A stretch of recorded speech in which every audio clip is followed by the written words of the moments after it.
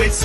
Live for the challenge, they can never get enough of this. Songs for the winners, never giving up, never giving in when life gets tough. This song's for the soldiers, never call it quits. Live for the challenge, they can never get enough of this. Once upon a time we were dreaming, now we're on the come up, steady scheming. We ain't got a lot, but you know we believe in what we feel in our hearts. As we reach for the ceiling, they all just frowned and shook their heads. I nodded with a smile and took their bets. Came out on top and they all on the losing end. Nothing turned out how they thought it really should have been. And I ought to thank them for real. Gave me the fire, they turned me to steel. If love is war, life is a battlefield. Headed for the sky, wonder how that'll feel. Ready to be living it, making dividends. Winning is a goal and I know that I'm getting it. My rise to the top is getting imminent. Waiting on the challengers, go ahead and send them in. This song's for the winners, never giving up, never giving in when life gets tough. This song's for the soldiers, never call it quits.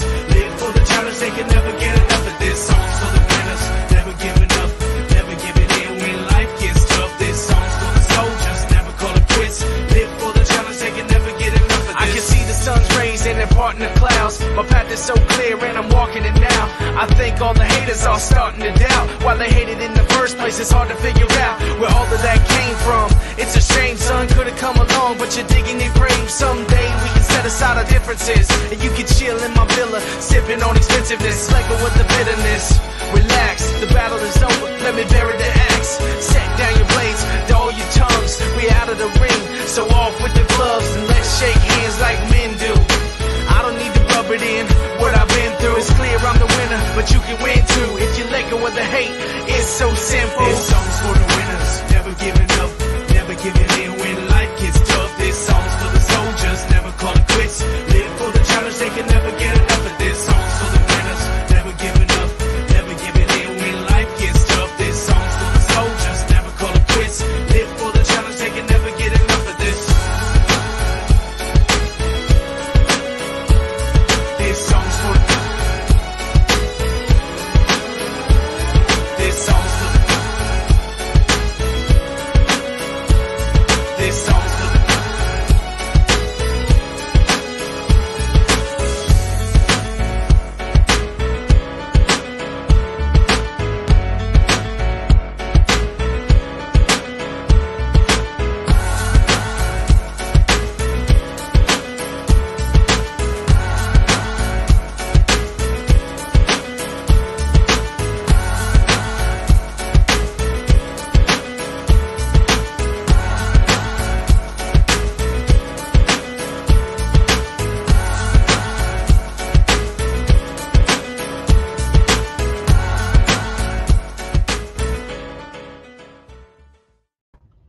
Hello. Yes, this is a different intro. That's okay. Good evening, everyone. Good evening. Good evening. It has been a week. It has been an interesting week. We aren't there yet. You have to remember we're not there yet. We'll get there. We will. We'll get there. Sorry, guys. Had to All right. way. That's okay. Yeah. We're going to do some housekeeping first. So we're making some changes. Yes. We're making some lifestyle changes. We're making some other changes. Part of those changes is Mountain Bears will be at 9 p.m. on Fridays. The other change is Psyche That Plans is moving to the 5 p.m. slot. That way you guys have time to really work on yours. I think you'll get more benefit out of it. And I think it'll work better for everything as we're reflecting back. And, you know, it's the last month of the last week of the month, so of course I'm working on my HBIME reflex, reflecting in the month and how things have gone and everything else. And we seem to keep being late or having to move, schedule, dance, something. Yes. And sorry, Brenda, I'm just now seeing your messages. I was driving. We had to run out for some things. Right. Oh, yeah. Yeah. All right. But very cute messages. Thank you. Yeah. Just send out warnings and we'll be fine. Yes, you will get warnings. You will get notifications. You will get more notifications because I'm going to step up my social game. That's what we're working on next month. I don't know. Let's go with this In Touch article that's kind of like vague but interesting. Okay. Do I have it? You do in private chat. Oh, okay. Sorry. It just appeared. It took you a minute. All right. So Sister Wives star Mary Brown announces passion project Worthy Up 1 year after Cody Brown split. Mary Brown has a new venture in the works. The Sister Wives star announced Worthy Up, a company she started, she called her passion project. Worthy Up has been in the works for a while, and it's so fun to see it finally come to fruition. I've spent the better part of the past decade taking a good look at myself and figuring out who I am, what I want, and where I'm going. I had to worthy up, Mary 53 shared via the company's Facebook page on Friday, April 26th. This community is a place where I will share my personal experiences of growth and hope to support you in your journey too. So according to the Facebook bio, Worthy Up is a community focused on transformation and self-discovery and a safe space for individuals to grow, connect, and inspire one another. So yeah. Yeah, so it doesn't clearly state what the company is. I have my suspicions, though.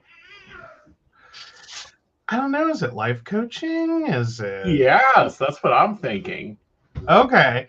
I mean, the description kind of reads life coaching. Mm-hmm. Like, it very much has the life coach vibe. Exactly. And I think she'll be great at it. Because, she has a backing in counseling. Like, she has worked with endangered youth before. Come here, see if you'll be quiet if you go on my lap. Children. But no, I think that she'd be great, as a life coach. She's been very inspirational. It isn't LuLaRoe, we know that much, but we know that she got life coaching skills taught by LuLaRoe. Because it's part of their program. Well, yeah, I think that's more professional development coaching. Right. But I can see you being able to quickly, okay. Yeah.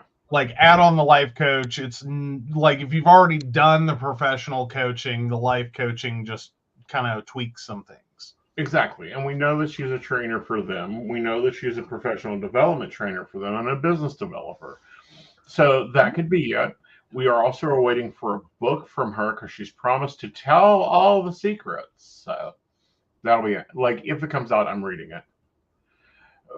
For me, it took me a while to like her as a person.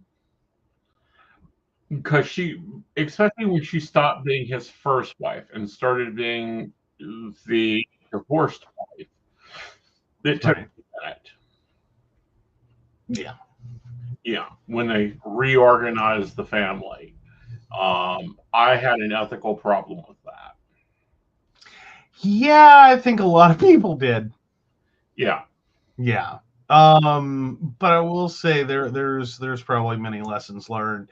I think most of them are going to be around hierarchical polygamy and polyamory. Right. That, this is, I mean, that's kind of a drama that it did play out on television.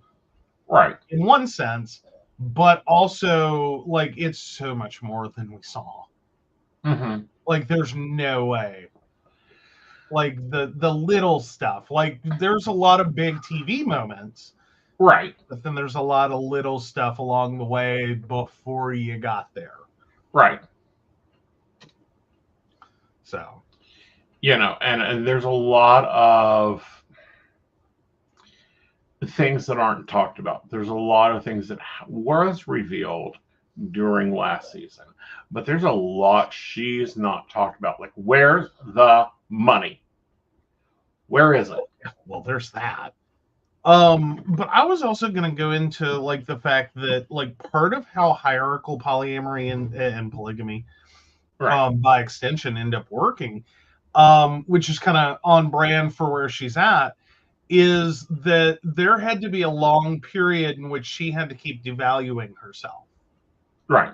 to get where it went. And then there's the whole build back up of like, I deserve better. Right. I don't have to live like this. I'm choosing this at this point. Right. To kind of dig out. Right. So yeah, I think that's going to be very, very awesome. I think that's definitely probably a very untapped space right now. It is. There's a lot of untapped spaces. I think there's a lot of spaces out there that really need filling in. And, you know, it's kind of like me and my business coaching. I've ran a business for years. But it's a specific style of business. It's online. You know, me and brick and mortar, I can get through brick and mortar any day. But, you know, the way I run businesses are different. And that helps me in life coaching for business owners and for other people. But, you know, and in general, you don't get sucked into some of the traditional brick and mortar.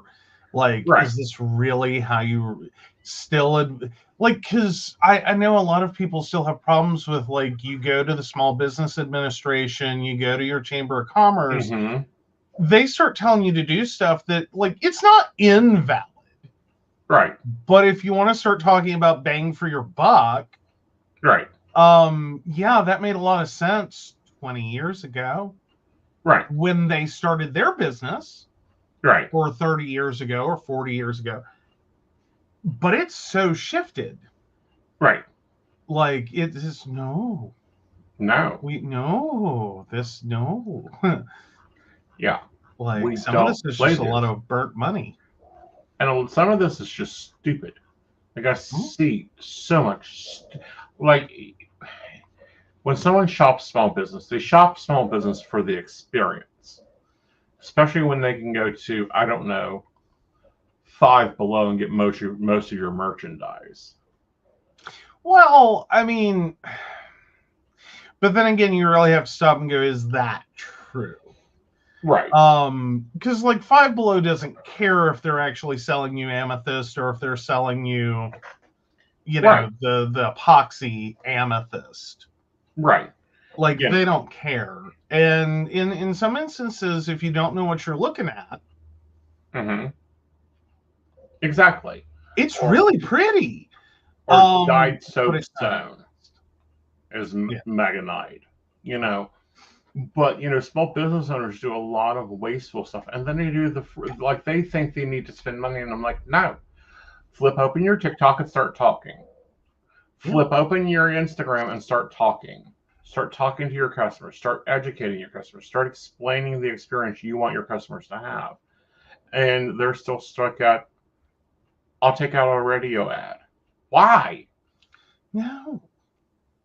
Terrestrial radio? Who? What grandma still listens to terrestrial radio? Right. I mean, I know there are still some people that do, and they have very specific stations. Right. Like, that dial has been locked on that station. Right. So you're taking a pretty big gamble. Like, this isn't the 80s and 90s when everyone was jumping around the dial. Because you had so many great stations. Because we did, comparative to the technology, we had a lot of great stations. And so you know, channel serve. Yeah, I don't, like, honestly, we go back and forth between two. You like one, I like the other. Right. I grew up with one, you grew up with the other. It's like, this is our station. Right. And, you know, I listen to another station, and if you get in the car and hear that, you know something bad is going to happen. Basically. But yeah. I think we're going to have to page the chloroform for the cat. I have. Okay, cool. Yeah, she's in a mood. She's in a mood. But there's that. Oh, Right. I inadvertently set off the hymn. But no. So yeah, there's a lot there. That gets Mm-hmm. small businesses and trying to get past this idea that you have to do all the things Right. that with shoulder pads and hair tees to Jesus you would have done. Right. It's like, yeah, that's not where it is anymore. Right. Like the number of companies that get started out of a TikTok conversation that all of a sudden has a website and is shipping orders. Right. This is where we're legitimately at. Right. Is like you can start a social media account, Mm-hmm. engage with the right people on the right subjects about the right thing, Right. and boom, you have a business with a built-in customer base. Exactly. Hello, here you go. But so it'll be interesting to see what she does, and how she applies her skills, because there's a lot of skills she has that were not used on a show because she pushed herself so far out. Oh yeah. Yeah. Well, and I think that can occur in a lot of. I'm trying to stop short of calling it an abusive relationship, but a very exploitative one. I think it was exported, but I also think she held on to an idea for a very long time. True. Yeah. Like, and I can certainly understand the bitterness that would come with it, because Right. it is one of those things. You got sold a bill of goods. Right. And there was a plan. Oh And yeah. like, if we look at pre-Robin family versus post-Robin family, totally different one. Mm-hmm. Mm-hmm. So I mean, there's a lot to be said there that like you gave it a shot Right. in the Robin world. Right. And you quickly realize this is like you took the plan, the part, the all the things I married into and knew, Right. and you blew them up. Right. Like But you just what gets me and what aggravates me is Mhm. it was his job to notice, and these are things I'm very watchful over, things occurring that are subtle things, but a hen should be freaking seeing right on spot Okay. and be sniffing it out and Well, snapping it off. like yeah, there's and there were a lot of things there, and we've been over most of them. I think the biggest one was where you like the point in which he was cool with, okay, we're gonna get Robin a house. What was it? Mary ended up in a RV? No. No, Yeah. no. Sorry, I get along. Canal ended up in an RV because her No. apartment lease went up and she couldn't find anything. And he was perfectly cool. Well, he wasn't cool with her getting an RV. He wanted her to buy Christine's house that Christine was moving as she divorced. No. Yeah, I know. I mean, there are some things I think you should like. Does it on paper make sense? Sure. Yeah. Does it really though? Like, is Yeah. that really the hill you want to die on? Right. Like, I think bringing it up is worth it. Right. But when she said no, it should have been like, that's fair. That's fair. Gotcha. That's fair. Right. Yep. Right. That's fair. Right. Because again, What I mentioned. I think it was bullshit. I think that Coyote Pass was bullshit.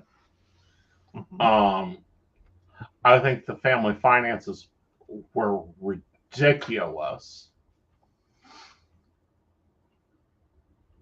Yeah, there's been a lot said about this. Yeah. Like that's just like the story that never ends. Well, like me and the rest of the fans want to say this and hear this very clear. Where is the money? Yeah. What does the nanny do? So many questions. Okay, so there's two shows that we're being asked to watch: Seeking Sister Wives and Seeking Brother Husbands. I've seen a little bit on Seeking Sister Wives. I have a problem with that dynamic. Okay, here is the pattern: the wives marry each other, not the husband. Okay. And the new sister wife is supposed to marry one of the wives for legality stuff. And I'm like, no. There's better ways to do that. Yeah. Especially when it's not an interlinking relationship. That's my problem. Yeah, that just sounds like let's get married for a green card. Right. And I'm not trying to knock anyone trying to get married and get a green card. I'm really not, but right. Like there's and share a significant other. Right. No. Right. Like, no, this is begging for problems and disaster. Right. But no, a lot of the brother, husband, sister, wife thing does frequently, and I want to stress frequently, end up in hierarchical polyamory where there's a first and a second and a third, and it's literally that's the hierarchy. Is the first is the highest, the second is the below them. Right. And that is also a dynamic that we've talked about endlessly on the show. That is like, oh, please don't. Right. And I think that was the problem, is I think that Robin came from parallel poly. Well, parallel. No, I think she was dead set on hierarchical. And she wanted to be the queen. Right. Like, I'm sorry, everything about her reads, I am the queen. I'm the first wife. All y'all other bitches fall in line. Right. And it's like, yeah, it's like, no. And furthermore, getting up at 4 o'clock in the morning to go put somebody's children on the bus when it's not your day in that situation, no, not happy with that either. Yeah, there are lots of things wrong there. Yeah. But I mean, it is sometimes when you do have parallel functioning, even if it is supposedly hierarchical, right? But you have functional parallel, and then you introduce someone to that is strictly hierarchical, right?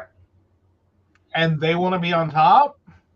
I think Sister Wives very much encapsulates what goes wrong there very quickly. Is that no, this is going to look real bad real quick. It's going to be a lot of black eyes. Yeah, because it's a street fight. It's more than a street fight. It is a complete tearing at the fabric. Oh yeah, no, totally rip that to shreds. Like, it was imperfect parallel, and the relationship itself, like between them and Cody, had its problems. And like, okay, fine, these are your choices. This is what you've decided. Like, you're an adult. It's not really abusive. Right.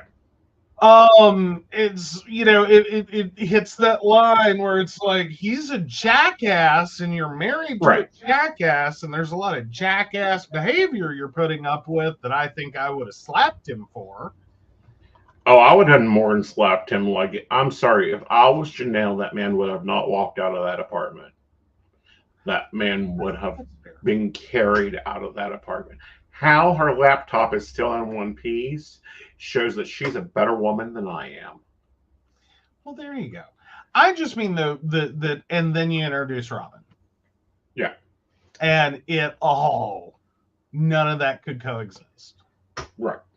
Like, and I don't know how you dated Robin without getting that. That, like, if you make this choice, you're throwing everyone off the cliff. Right. Like, because there's no way they're going to hop in line for this one. Right. Mm-mm-mm. All right. So moving on to the one still have a bounty out for his gay card. Oh, Queens of New George York, Santos. let me hear you. Oh, George Santos. So he's already suing Jimmy Kimmel. Because Jimmy Kimmel Live, the night show, Right. they have already used his Cameo account to get him to produce a bunch of like prank messages. So Santos is already mad. I'm like, dude, you brought it upon yourself. Right. Sincerely. This man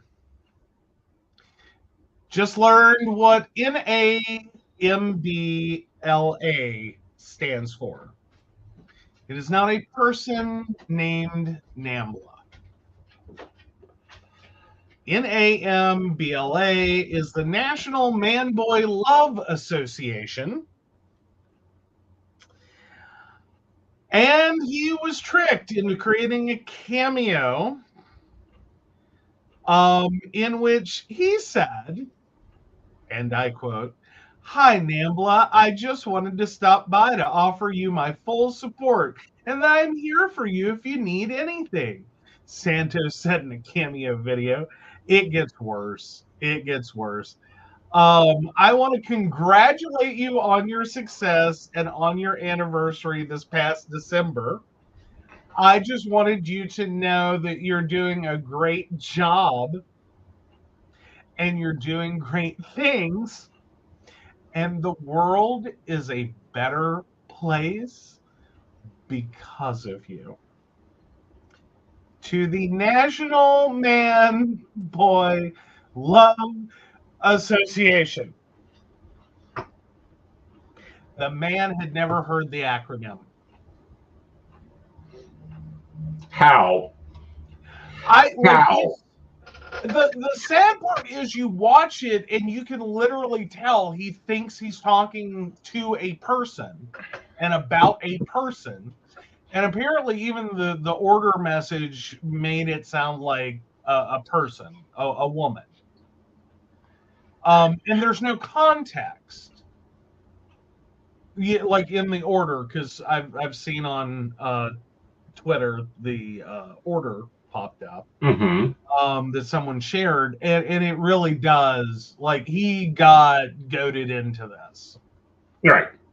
But at the same time, it's how knowing people are already pranking you on this platform. Right. Did you not know? Like you like, I'm going with the theory you've had ample opportunity, right, to figure out and know that you are being pranked. And this one is one where you decide if you want to answer these messages. He can turn down a job. It's not a problem. Right. Just, nope, not taking that one. Thank you very much. Have a great day. Is it just that kind of desperation for money, or is it literally like, I'm just trying to figure out, you already know that everyone has lined up for $500 to prank George Santos. Right. You know this. I don't expect you to know everything in the world. I'm sure there are many organizations no one knows about. But even still, kind of Nambla's a big one. Wouldn't you? I mean, go on Fiverr. You like platform, and go on Fiverr. Get someone to create you a little quick cheat sheet. Yeah. Of like things you probably don't want to create cameos on. Like things that you probably don't want to like attach yourself to. Well, he's touted being part of the GLAAD New York Association. He's touted being part of Stonewall organization. These have both put out statements against this organization a number of times. Yeah. How? How are you that stupid? And furthermore, how the hell did you get elected?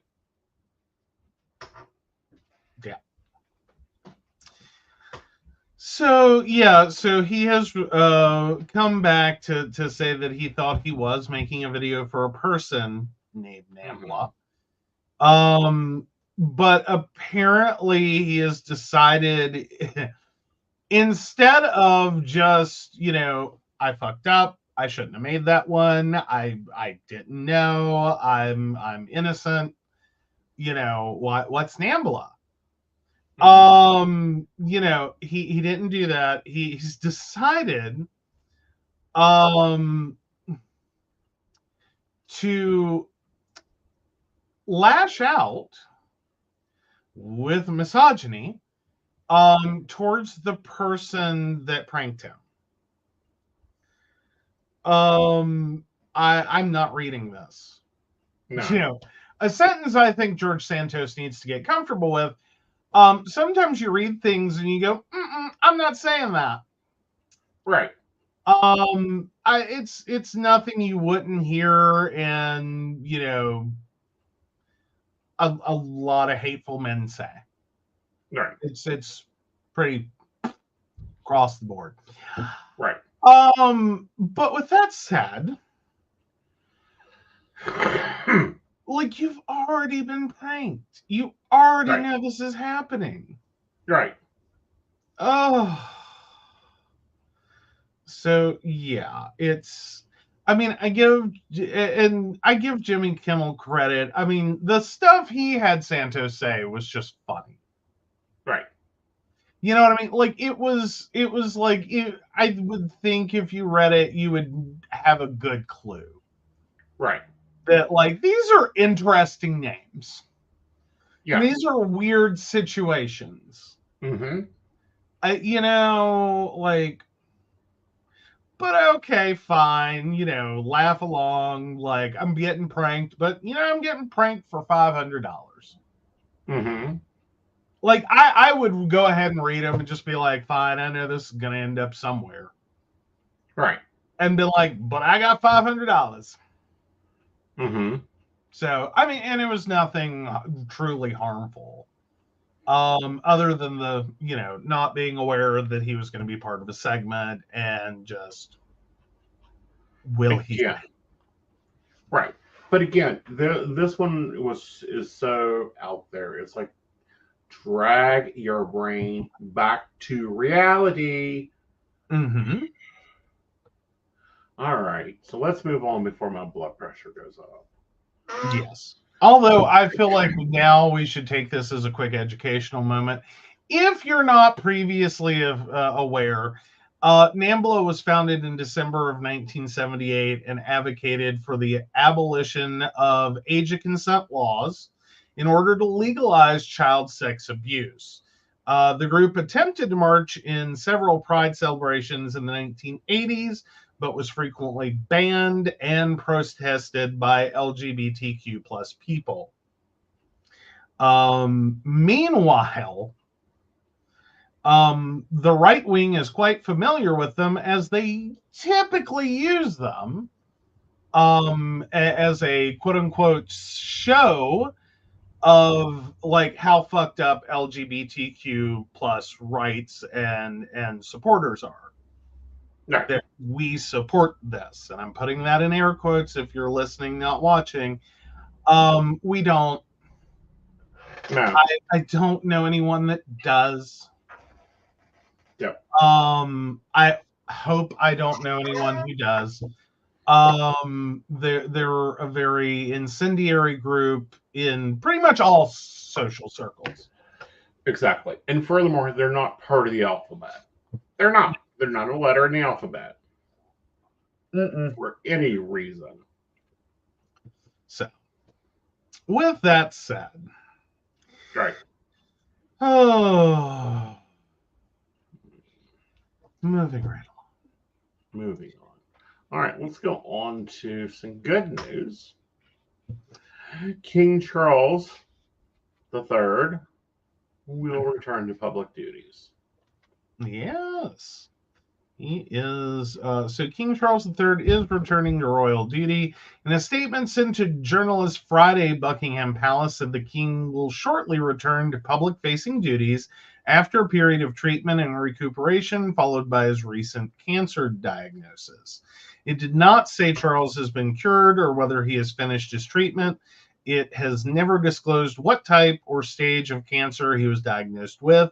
He began unspecified treatment in early February. To help mark what it called a milestone of his return, it said King Charles and Queen Camilla will make a visit next Tuesday to a cancer treatment center where they'll meet with medical specialists and patients. This visit will be the first in a number of external engagements His Majesty will undertake in the weeks ahead, the statement said. The palace added that the king and queen will host the emperor and empress of Japan for a state visit to Buckingham Palace in June. So, yeah. Yeah. I think it's quite interesting him returning so fast. Like, I think he's relieved because, from what I understand from reports, he's been like a caged tiger. It can be. I can definitely understand how it can be very difficult. Yeah. Well, because depending upon what your treatment regimen is, and pretty standardly, you end up with a very high susceptibility to anything coming or going. Which is one thing if you're dealing just with friends and family in your little small local community. Right. And it puts enough stress on people just going to the grocery store, trying to attend a religious service, go to, see a movie, do any normal daily life function. When you're the King of England. Yeah, I'm sure it very quickly because I would think on a servant level, you're basically interacting with a small community. Right. Like, or decently sized community on a daily basis in general. Right. And that's before your official duties. Right. Like, that's just being in your home. Again, I'm using air quotes because I like trying to describe a castle as a home. Right. Like, it's a home. It is a place you live. It is your home. Most homes are not that square footage or require that many people. Right. Because the staff is impressive. Right. So already he's kind of at a risk factor that would be akin to going out into public.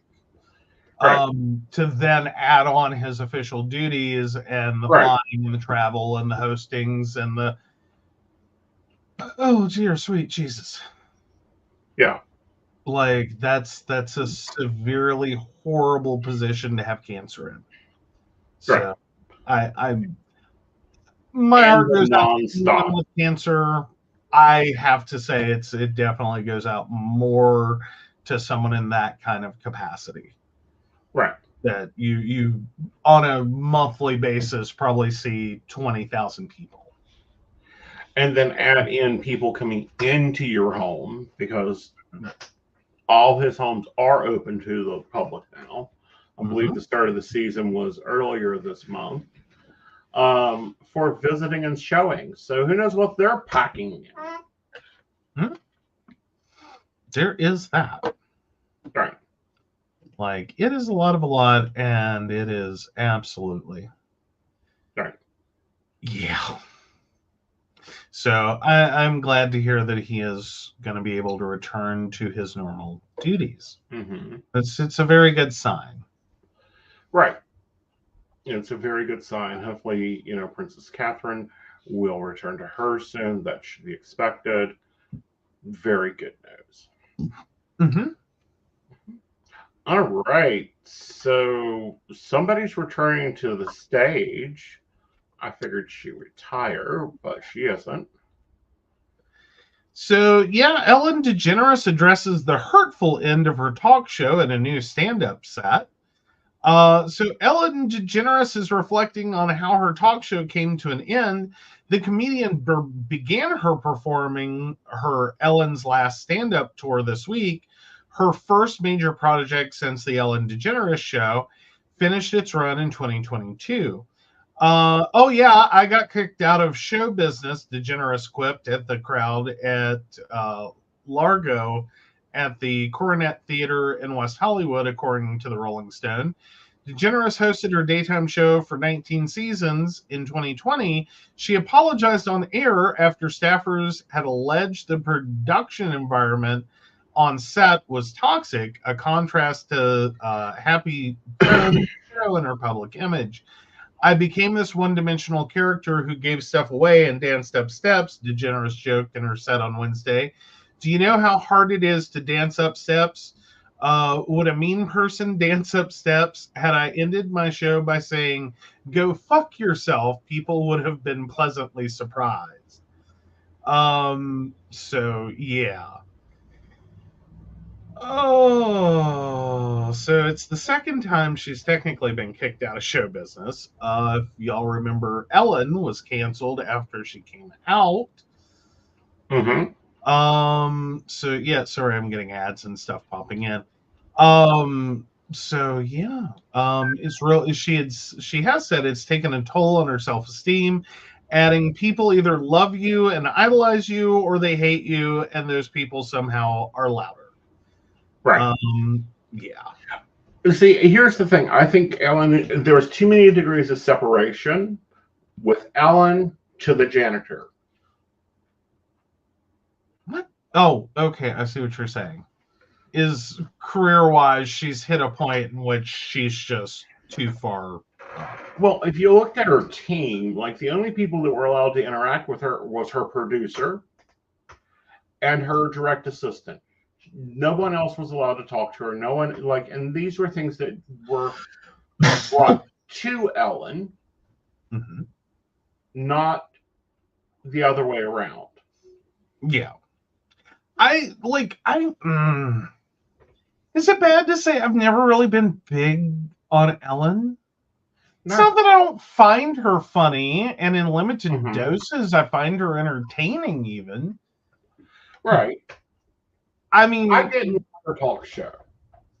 I mean, I thought Ellen was an okay show. It was kind of funny. It had its moments, and Right. if nothing else is on, I'd watch it. Right. The actual the talk show, I like the I didn't clips care. are great, but it's not like I'm like, Right. oh, I gotta watch every episode. Like, Right. I just, it's not that I don't find her funny. It's just for the most part, I Right. kind of don't. Right. She's one of those comedians that every once in a while she gets a big laugh from me. Right. Just every once in a while. And then the rest of it is like, like it's the longest setup. Right. That usually goes nowhere because it's like, oh, that's kind of funny. Right. Like it's not a laugh, it's just like, Right. okay, yeah, that's kind of weird. That's kind of funny. You're right. And I don't know. Her going back to stand up, I thought she would retire. I don't know. I think she's I very think much it's someone who too needs early. I know, but I think it's too early. I really yeah. think that it's too early. Well, but I think that's also like because she waited a while after Ellen was canceled, didn't she? Right. Like Yeah. she just totally holed up and just like, okay. Right. And I think that may have had a massive effect on her career. Mm-hmm. I also think it may have done a lot to make her who she is. Right. In which I think financially she's done okay and she's invested Right. well, I assume. But it's like she's gone into this weird silo and Right. just lived there. Right. And it's like she's not really connecting with people. Right. I mean, I remember some of her very early, like, like the whole reason she got Ellen Right. stand up. That actually connected. Again, she wasn't get a big laugh from me very often, but she still connected with people. Right. Because, like she's having a shared experience and commenting on it. Right. She was having that kind of Seinfeld moment. Mhm. And I think a lot of comedians and celebrities go through this is they get to a point of success where it's like you can't talk to normal people anymore. Right. Like your life experience doesn't connect with people. Right. You need a writer, and then you don't understand the joke yourself, so you don't know how to deliver it. Right. Like, and it's a sad reality. I think a lot of talent gets lost that way. Right. And I think Ellen's one. I think maybe if she hadn't have had the Ellen show and Mhm. done a few more years of stand-up, I think she would have had a better career. I think she would. I also think that she would be more there. Mm-hmm. Right. But I mean, not like I'm trying to sit here and say, oh, I think every artist has to struggle. But I think there's a certain point that if you make too much money too quickly in entertainment, right. you quit having, and especially you quit having the material. And he'll be back. But no, I've always had issues with Ellen in general with some of her material, but I think when they structured her show, she had too many people in between her and the show. Welcome back. I think that's fair. Yeah. No, I think that's fair. I think some of that was self-protective. Right. And again, I think a lot of that has to do with the way Ellen ended and the backlash and all the like I will never diss her for what she went through. Like, let me make that clear. She went through a lot of shit that she should have never gone through. Right. And I think her approach to that has done a lot to make gay characters more available in our entertainment industry, and not just as a joke. A little bit piece and like, oh, aren't they so funny? The queers are hilarious.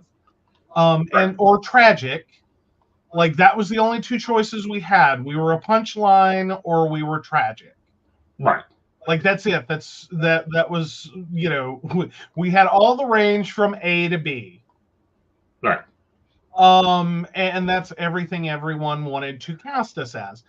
I think she did get to develop the show Ellen far enough that, she at least showed that, you can be an out gay character on a major sitcom and not just be a punchline, even though she was a stand-up comedian. Right.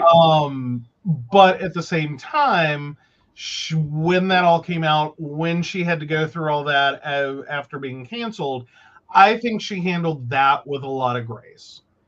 Well, I think she did, but I think that the problem was when she built her padding. Like if we look at Oprah, she can still tell you who the doorman was on her sets, who was the stage man, and she knew these people by name. Ellen could not even name the janitor of her building. Right. Well, but again, I think that comes part and parcel with, like, if you look at Oprah, most of what she was getting was, you're a woman in a male-dominated field. So that was one strike against her. You're a black woman in a white male-dominated field. Right. Strike two.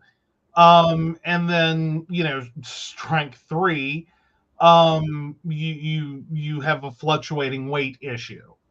Right. So you're not considered conventionally sexually attractive. Right. So, that's what that was like the Oprah bubble of problem. Right. And so that's one thing. And I think it was easier to tell if you have someone who's misogynistic, racist, and or body shaming on your staff, and just go, we're done with that. Right. I think what Ellen went through was that, and a lot of queer people go through, is this: you don't even know who the enemy is. Right. Like most people in general, and especially when you write their paycheck, will sit here and go along and just take your money and Right. be like, smile, nod, and talk behind your back. So you don't know who the problem is. Right. And so I think it leads to a paranoia of like, who's going to talk about me for this? And who's talking about me for that? And where did they get this from? And who said that? And who overheard that? And right. And then you go employing some very mean, rude people, maybe 2 levels down, and your name gets attached to it. Yeah. Like, it's... Yeah. I won't say she hasn't had a struggle. She has definitely had a struggle, and I think she's gotten a very short end of the stick. Not always my favorite celebrity. Right. Like... Yeah, but they don't all have to be your favorite. No. Like, and that's not the point. The point being is she's a lesson. If you get big, make sure you know everything going on within your big. Well, it becomes a very important part of it. Right. And I think the lesson in the Ellen story is sad and tragic. Right. Is that you can go through so much in your career that you feel the need, the fear to insulate yourself so far down that like no one's getting near you. You just don't connect. Right. And that's sad. It's like she came out of one closet and got shoved into a bubble. Right. And then the other part there is, and agree, disagree with me with this thought, why she did not fire the dude that was making the interns send body pics to him is beyond me. Yeah, this isn't, this is work. This is not your Tinder profile. Like there's been a lot. Yeah. A lot.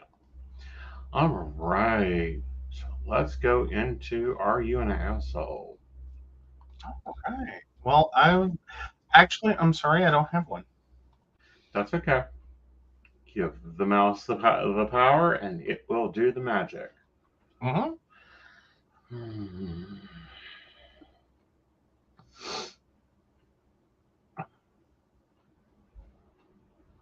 Oh, polyamory's going to be fun. I just read the title. Yeah. Oh.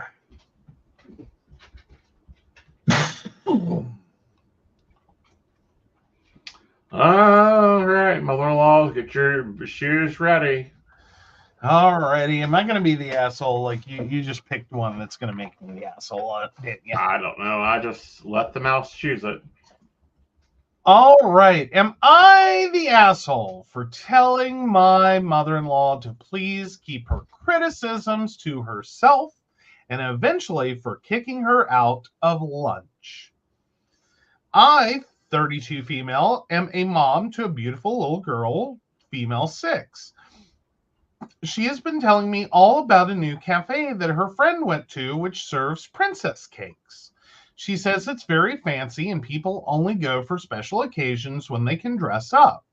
I had to look online and they specialize in high teas.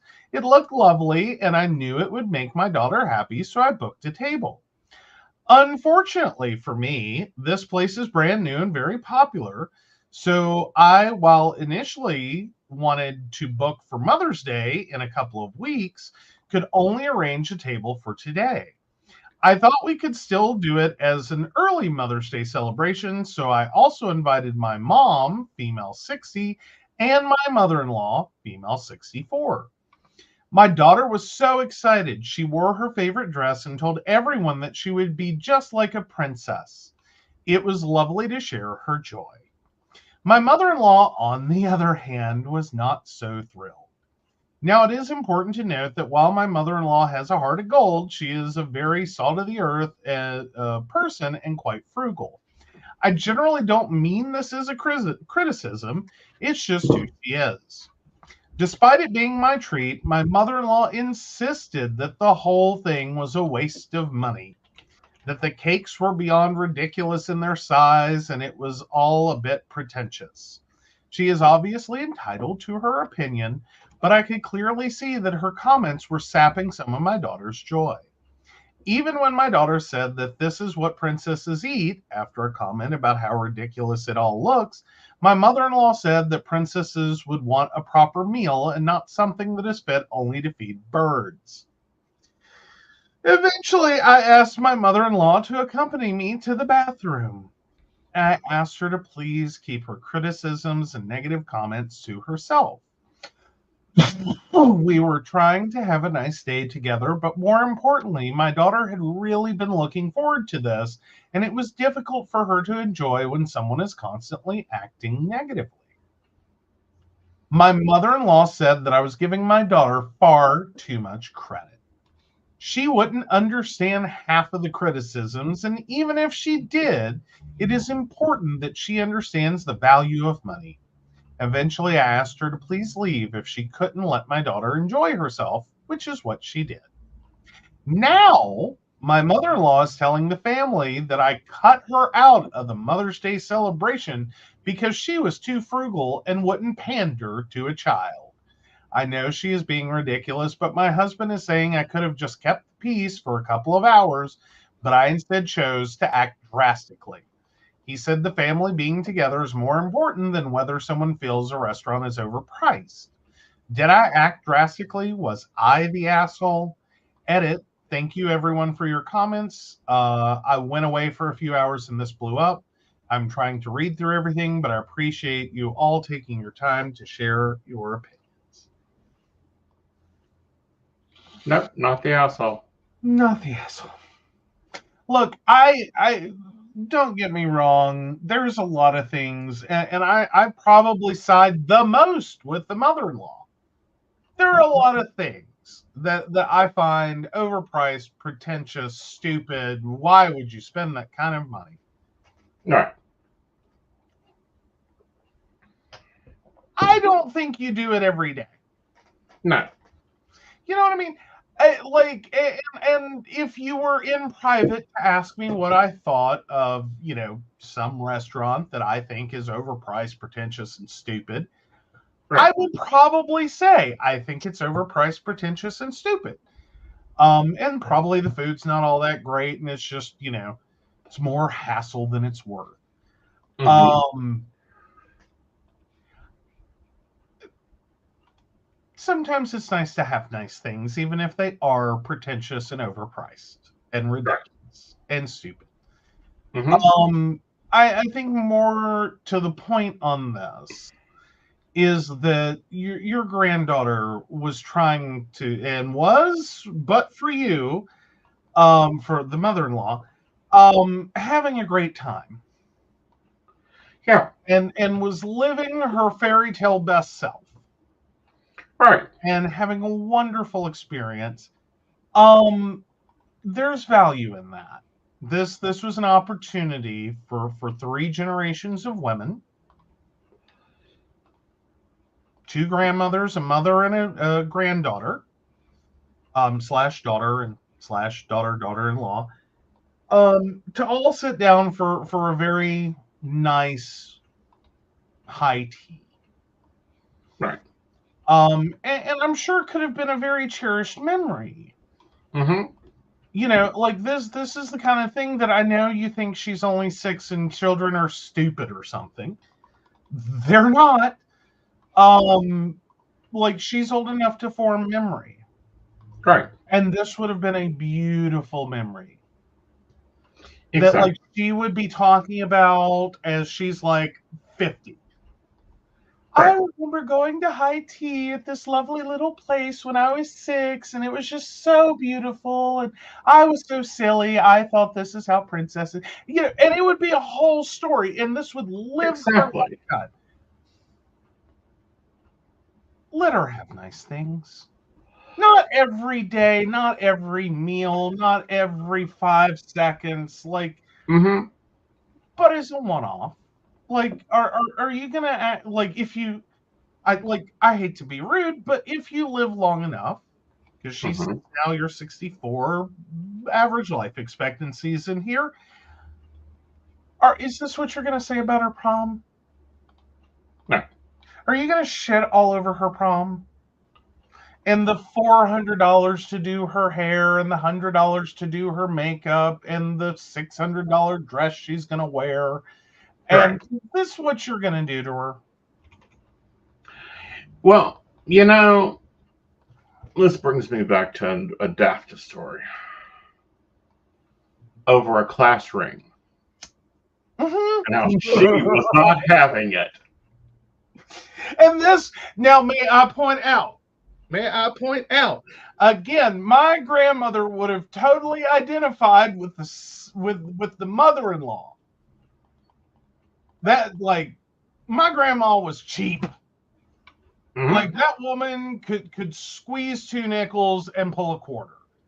Mm-hmm. Okay, like, she was cheap. Like, there's no nice way to put it. She was cheap. Mm-hmm.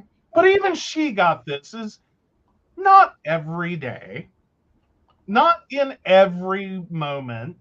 You don't waste money. Like, she lived that. She embodied that. That was, you got to be saving most common words to fly out of that woman's mouth. Mm-hmm. But even she would have kept her criticisms to herself, Mm-hmm.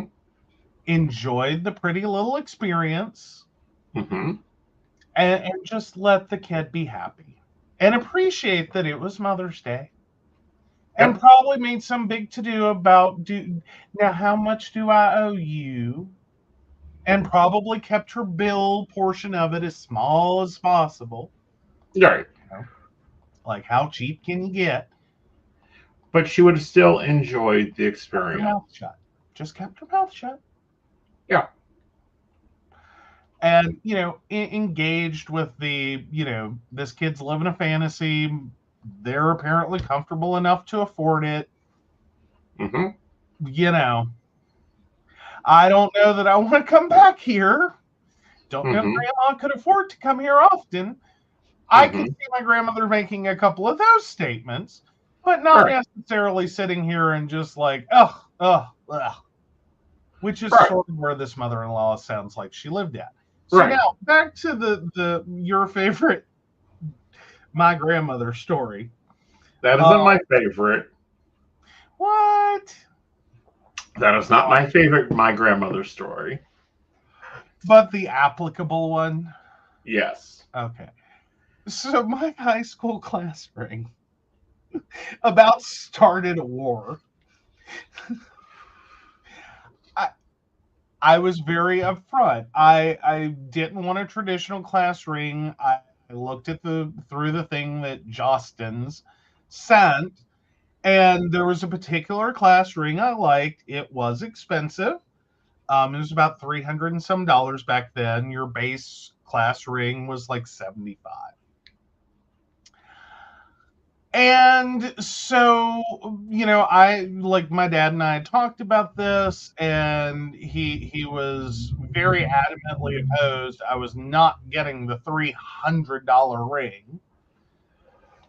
Okay, well, then I don't want the base one, so I guess I'm not getting a class ring. And I was done. I was fine. If I'm, and I think this can sometimes drive Aeson crazy. I have these moments where it's like, well, and it's not meant to be manipulative or anything. It's just point blank. I don't want to waste the money on something I don't want just to have something. If I want a thing, I either get it or I don't. All right. End of the day, I don't want to go, there's no point in buying me the $75 class ring I don't want, that I'm not gonna wear. If I can't get the one I want, then I just won't get one. All right. So I was done. I was not mad. I did not have a problem. I did not have an issue. Right. A month later, we get to the last day to order. And as I'm headed out the door, my dad, who has known nothing, not a single thing about my education for the previous 12 years, knew nothing. Not one field trip, not one start day, not one end day, not one nothing about my education. Goes, this is the last day to order the class ring, isn't it? And I went, yeah. He goes, okay, well, go ahead and get a ring, and hands me a blank check. Just tell me how much the total is, and I'll put it in the checkbook. Okay, I'm rushing out the door. This was not a complex conversation. We didn't have time for a complex conversation. What he meant was basically, you're getting the $75 class ring, and that's all I want to hear about. What I heard was, get the ring that you want, just tell me how much you spent. These were two very different conversations. So I went to school with a little blank check, and I picked up the exact ring that I told him I wanted. I dutifully called him on my little cell phone, my little Motorola StarTAC, and did what he asked. I spent $300, the check was for $300, blah, blah, blah. He went ballistic. I'm at school. I only had a couple of minutes to tell him this, and I have to go to class. Like, the bell is ringing. Lunch is over. Dad, I have to go, or I'm going to be late for class. I don't think I even waited for him to acknowledge that. I hung up on him because I have to go to class. They're like, this is an option. Well, he turns around and calls my grandmother and blows a gasket. What all was said, I do not know. I assume it went something along the lines of, that ungrateful son of a bitch, just blah, blah, blah, blah, blah, blah, blah, blah, blah, blah, blah, and I'm sure did everything but call me a good Christian man. Those words were not coming out anywhere. So I came home from school half expecting World War III to commence. And I walked into the house, and that's how that was about to go down. And so I've no more walked in the door. He has started, hasn't really gotten far. He's basically still at the what in the hell portion of the conversation. My grandmother pulls up. She walks into the house. And it turns out, I didn't know at the time, like she owned the place, because my grandmother still owned the place. Right. Ripped open the front door, walked in, hands my father the exact amount for the ring, and says, I don't want to hear another word about it. He got you exactly what he told you he was going to get, because my grandmother talked to me about this too. Mm-hmm. And again, she already knew the situation that, Dad kind of wants me to just get the cheap ring. I don't really want it. I don't think I'll wear it, or whatever. I don't want it. So I'm just not going to get one. And she knew I was fine. Right. Like, I was not playing for the big ring. I was not trying to be an ass. I just, Right. either I get this one or I don't get one, and I'm okay either way. Mhm. Handed him the money, said, I want to never hear another word about that class ring.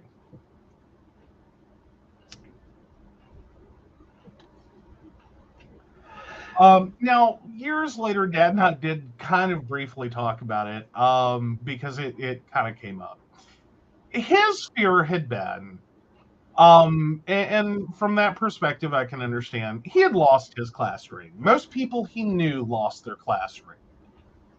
Either they themselves lost it, they gave it to someone they were dating who lost it. Somewhere along the way, the ring got lost. Mhm. I can proudly say I still have mine. Yes. I don't have a replacement of mine. I have my ring. Right. The original one that I paid $300 and some for and walked out. Right. Yeah. But no, that's not my favorite story. Oh, okay. I thought that was the one you wanted me to tell. That's the one I wanted you to tell, but that's not my favorite story. All right. It's the stick of wood, isn't it? Nope. Okay. That's your great grandmother. Well, that is. Okay. But anyway. My favorite story is Grandma decides she is no longer driving your grandfather anywhere in his car. Yeah. She's a fun woman. We'll save that one for another time. I think we've told it before, but we'll save that one for another time. Yes. Like my grandmother was a trip. She was fun. Yes. Brenda's calling for it though. Mm-hmm. Go for it. God. Okay, fine. Real quickly. It's not a super long story. So my grandparents, to understand, my grandfather was a mine electrician. It means he was on call constantly. That man never got a break, a rest, a weekend, a vacation, a good night's sleep, you name it. He never got it. This company called him at all hours to go wherever for however long, and good luck. He finally put in for a vacation, but it was at the end of a work week. Mm-hmm. He didn't want to get up the next morning to go to the lake. He wanted to go ahead and, in his words, is I'll sleep on the way up. You just drive, and I'll be rested enough that we can go do stuff when we get there. Okay. So my grandmother is driving the car. They are still in town, the town they live in. The whole way to the gas station on their way out of town, he has commented on everything. You're too close to the curb. You're too far over to this. You're practically over the center line. You're going too fast. You're going too slow. You need to stop. You've all ridden with someone like this. In the middle, and my hometown is fun. We have a courthouse with a giant one-way. It's a roundabout. In the middle of the road, my grandmother proceeds to fully stop the car, put it in park, and get out. My grandfather's going, what? She said, if you don't like how I drive, I will promise you right now, I will never drive another car with you in it again. My grandfather thought, okay, I'm sure I can imagine the way this went in his head is, okay, I screwed up. She's going to be mad for a while. He didn't know how much. She proceeded to, in turn, she was not joking. She never, ever drove another one of his cars.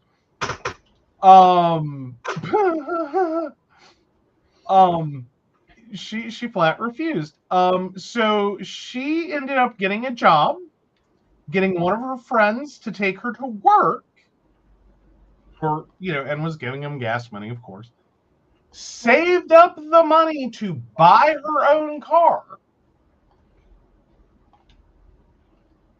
My grandfather had just, I think the car was only a year or so old.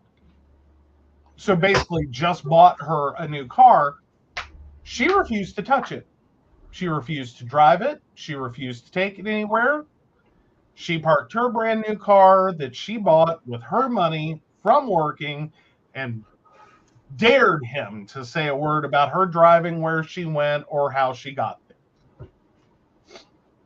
Parked it in the driveway. They had a second argument about there is a perfectly good car in the garage. Why did you buy another car? Because you will never again tell me how to drive.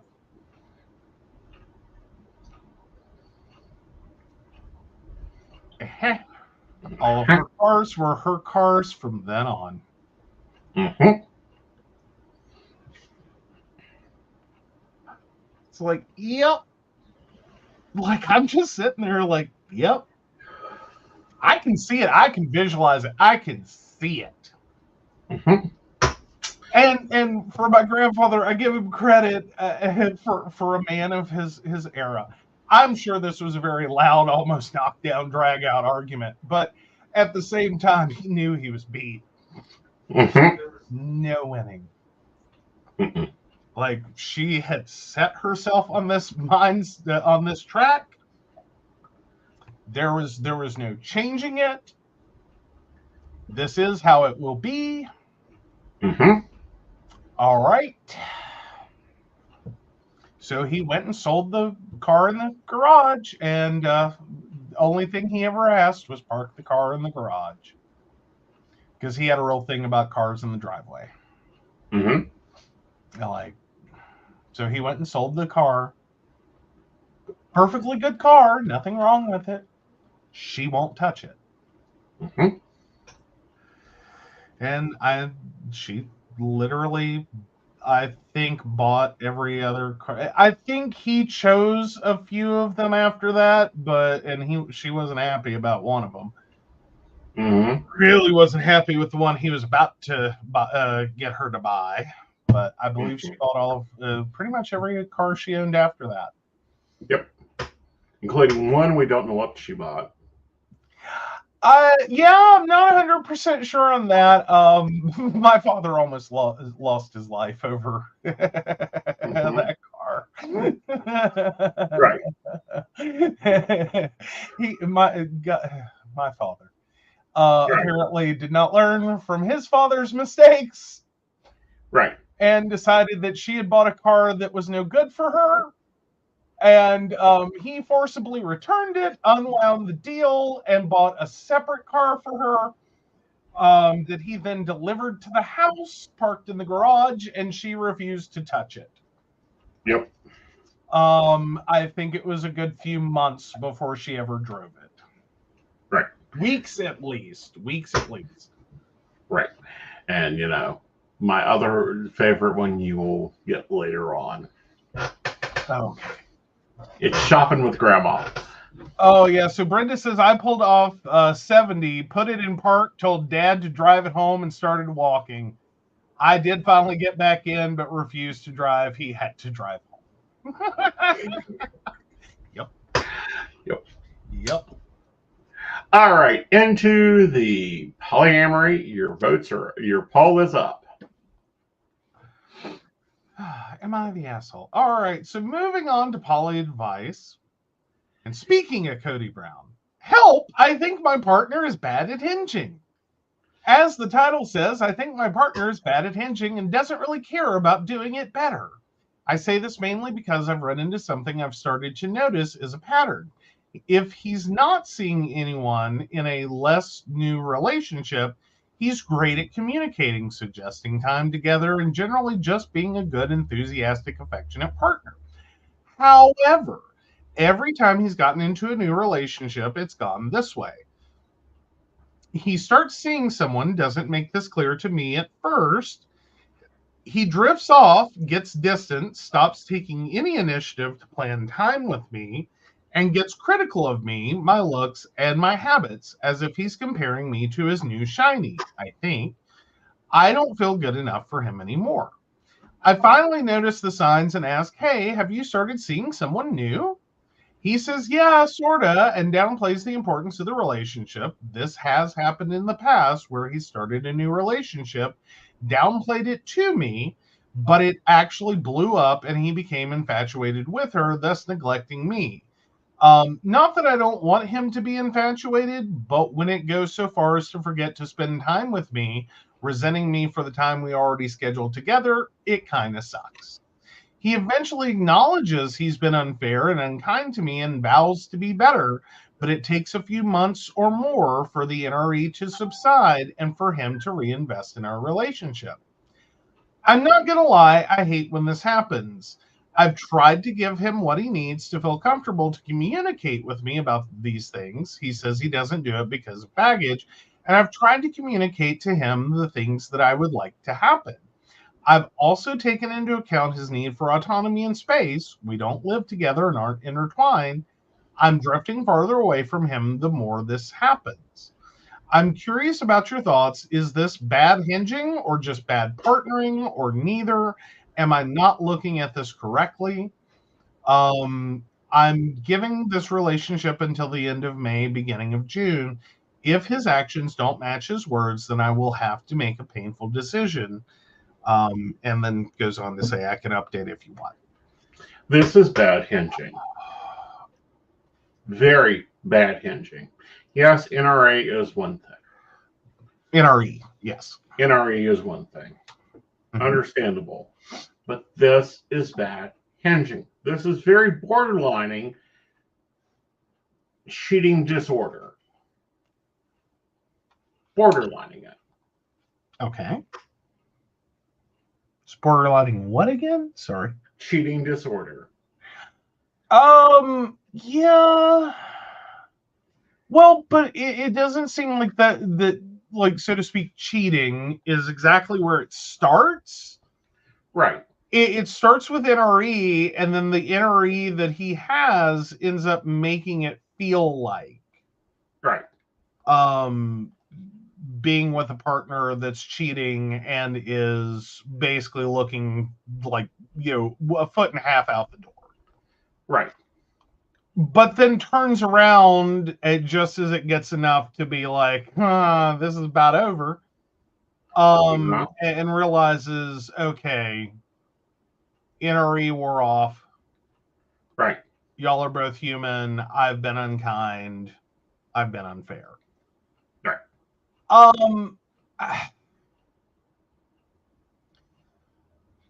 Here's the thing, though.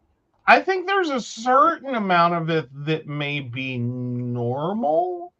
Mm-hmm. And I think it really is part and parcel with the NRE. Right. Is that somewhere in that infatuation, and I think that's the infuriating part in this one, specifically for OP, right. is some of this is normal. Right. As in, when you first get with someone, everything they do is cute and adorable and blah, blah, blah, blah, blah, blah, blah, blah, blah. And everyone around you is nauseated. Because, even though a partner you've been with can do the same thing and you immediately go, ugh, what'd you do that for? Like, what's your problem? Ugh, can't believe you do that. New relationship, you're still like, oh, that's so adorable. That part's normal. Right.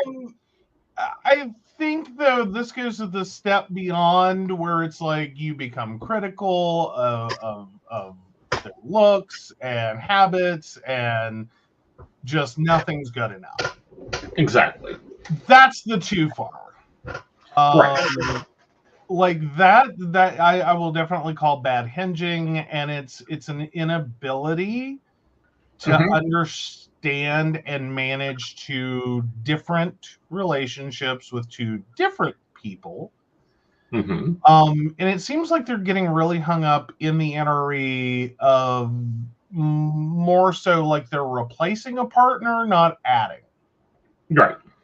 Like somewhere in their head, OP's partner is the hinge here. It is still dating from a perspective of replacing, Right. not dating from a perspective of adding. Right. And what I get aggravated with, and what is more alarming to me, is gets resentful of the time spent together. Because I'd say that's probably like again, I don't think resentment should be the word used in our NRE, but I think some of it's a little normal. Like, oh, I could be with the new relationship. Oh, but we already scheduled to go here. Right. I could be doing this thing I really like doing. Instead, I've got to go, hang out with the in-laws for a barbecue. Yeah. You know what I mean? I think what you some of mean. that's normal, but then there's this one step further. Right. All right. So that's the unhealthy hinge. Yeah. Take this situation and play it out with healthy hinge. Or me, for an example. I think in the healthy hinge, in a healthy hinge, some of this is going to exist, and some of it's also going to be as the partner, not the hinge, but as the partner to the hinge. I think sometimes as relationship starts, there's also this kind of like, are they prettier than me? Are they better than me? Are they like that's also normal too. Like we do comparison. And sometimes there can be a natural like, are they just dating them to replace me? Like these things can go through a healthy relationship. Totally normal. Totally normal. The hinge don't need to be saying that. Pardon? The hinge doesn't need to be saying that to them. No, the hinge never needs to say that. Part of the hinge involvement here is to reassure that's not what's happening, especially when that's not what is happening. Right. Like don't lie. But at the same time, like you've got to be prepared that as you're bringing in someone new, you're anticipating and expecting and supporting like all these different things. Right. Like you do have to make some special carve out moments and place for that concern to arise and to talk that through. And to deal with that. And some of that is by not just drifting away, not just getting distant, and not, taking initiative to plan things.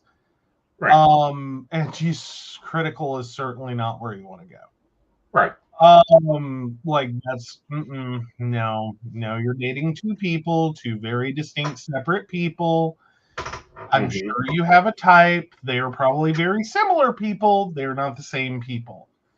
Right.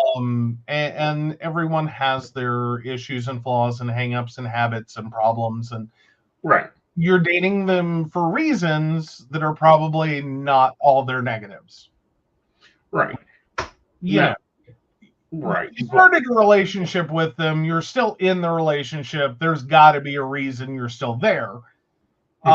Try to remember those. And in a healthy hinge situation, you are going to try to highlight those. Right. And maybe sometimes in conversation, it may come up that instead of criticizing that you don't do this like them, in a negative sense, pointing out, well, you don't do this like them in the positive. Right. That if you're dating one person who's very organized and great at their job, you want to highlight that. Right. If that's your longer non-NRE relationship, you want to highlight that.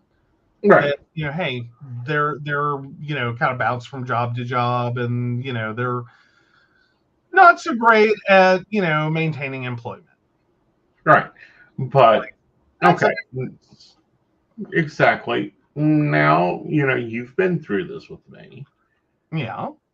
How do I normally do? Um, I don't think you're bad at hinging. Let me start there. You I will say sometimes you kind of have to have the oh shit, I did the thing.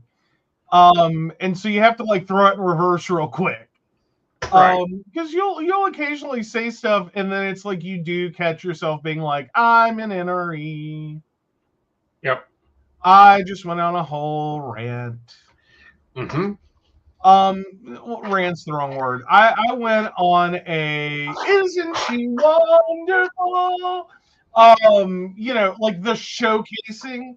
Like Right. sometimes you'll go into that and it's like, okay. Right. You know. From my perspective, I know it's NRE and I know it's that, and typically I try to like kind of comically go like, is there anything they do wrong? Uh-huh. Because it's like I need you right now to Uh-huh. recognize that like you've just described the perfect man. And Mm-hmm. it's like, I'm having moments of insecurity. Thank you. Yeah. Uh, Especially when I date younger. You have a whole box there. yes, it is. It is. It is. And you can unfortunately thank one of my partners for doing that at a horrible juncture in my life to have that happen. Oh, honey, I've got bags of dicks to order for a number of your ex-partners. I know, right? But one in particular did. I was 24, okay? Like I did not imagine my partner at the Mm-hmm. time dumping me for someone younger. Mm-hmm. Um, many issues with that. Indeed. Especially how young they went and the fact that it was illegal. But that's a different story. Right. Hmm. Um, but uh, yeah, there were a few different things that happened there. I got Right. dumped for someone who is younger, who is also heavier. Like, like I've never weighed that weight. The scale has never been that high for me. Right. I had multiple come apart moments of like, why the fuck were you dating me? Mm-hmm. You know what I mean? Like it was one of those night and day Mm-hmm. moments of being dumped for someone who was just so totally different. Mm-hmm. In addition to the oh my god, I cannot believe Right. you are even engaging Right. with this person you've met online that is not yet legal. Right. Cannot like you know what I mean? So I was having a bag of emotions there. Like I don't really want to date you if that's the kind of crap you get into, like ew. But then Mm-hmm. I've like set my entire trajectory Right. because I was about to graduate college. I'm in the last like couple of months. I have interviewed nowhere locally. Like I've set my entire life to move out of state. And just like everything came crashing down Right. in like one phone call. Right. Well, I thought it was a message. Oh, you better believe I picked up the phone and called his fucking ass for that shit. Oh, okay. I was going to say, I thought he'd done the unthinkable, dumped you by IMA. Oh, yeah, no, the original dump was by a messenger. Mm-hmm. A week after Valentine's Day, and he had not contacted me since before Valentine's Day. Mm-hmm. I was already mad and in a foul mood at that. Right. To then get an AIM message, AOL Instant Messenger, for those who don't know, there used to be such a thing, that said, like, it was the most generic, like, I just don't think this is working out, and I really care about you, but I just don't see this going anywhere. Right. Like, yeah, really? Right. And so, yeah, and then kind of signed out. Right. So yeah, you better believe I blew up his fucking phone until I got the answer to what the fuck is that? Right. And so I got the NRE version of my replacement, Mm-hmm. and being described while my brain is trying to take all of this in. And thankfully he sent me legal pictures before telling me the age. Mm-hmm. And so I was going through various stages of what the fuck Mm-hmm. is wrong with you? Mm-hmm. What the fuck? Who was I dating? Right. Because I didn't imagine this being a thing. Like, I was younger than him, but not by much. Right. Like, I was 23 when we started dating. He was 28. So there was a 5-year gap. Right. Not expect there to be. Like, I didn't think, how much younger could you go? Like, I'm 23. You know? Like, I'm bright, I'm perky, I'm fun. Uh-huh. More fun than he was. I'll give you that. I'll give you that. Anyhow, but no, I got to respond to a comment here. Joe's normally rolling his eyes. The Invisible's going, and are y'all going out tomorrow night? Can you go out the night after that? I see a hole on Thursday. Is he available then? Like, he's very much my cheerleading husband. It's like, go, get, go, go, go, go, go, go, go. Which one? I'm sorry, who's who and what? Invisible. Okay. I thought I was that. Like, I typically am very like, okay, that's cool, have fun. Are y'all doing this? Like, Yeah. But no. Both of them are very cheerleadery, very much like click the RAN, but well, y'all guys know, like, Invisible hooked me up with him multiple times. Yeah. He didn't pimp me out. Stop making it sound like he pimped me out. Oh no, he pimped me out. Like, let's be honest. He totally pimps you. Like, we totally pimp you out. We'll pimp you out for shrimp. Yeah. Yeah. Uh-uh.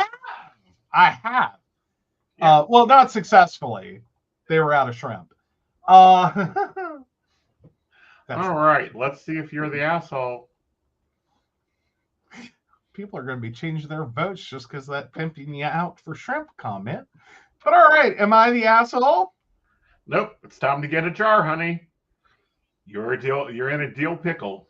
Ooh, I did not see that going dill pickle. I know. Wow. All right. All right.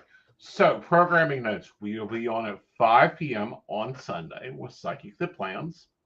Mm-hmm. We are on at 8 o'clock tomorrow night with Energy Overview. Yep. So don't forget, it is Psychic Saturday tomorrow. If you haven't booked your appointment yet, you need to get on that. Yeah, because they are filling up. In fact, like, it's only a few hours of availability, and it does fill up quickly, especially with the 30-minute, not just 15-minute appointments. Mm-hmm. So book it. It is I think it is the cheapest you can get advice from Aeson in 15 or 30-minute intervals. Like, if you go network, you're paying like 3 times that for either. There's only 7 left. All right. Yeah. So any direction you go, there's only 7 appointments left. Make sure to grab them. Mm-hmm. Mm-hmm. So with that, guys, good night. Hope you enjoyed. See you later. There you go. So, of course, we want to thank Beverly Walker, Mika G, Kathy, Mary Winfield, Brenda, Shannon C, Shannon D, Lady Gwendolyn, Charles Shaw, Tracy Van, Caitlin Bell, and Devin. If you'd like to learn more about us, the show, or how you too can become a Patreon sponsor and receive all the wonderful benefits our baristas receive, please visit us at pcspnetwork.com. Yes. Good night, y'all. Good night.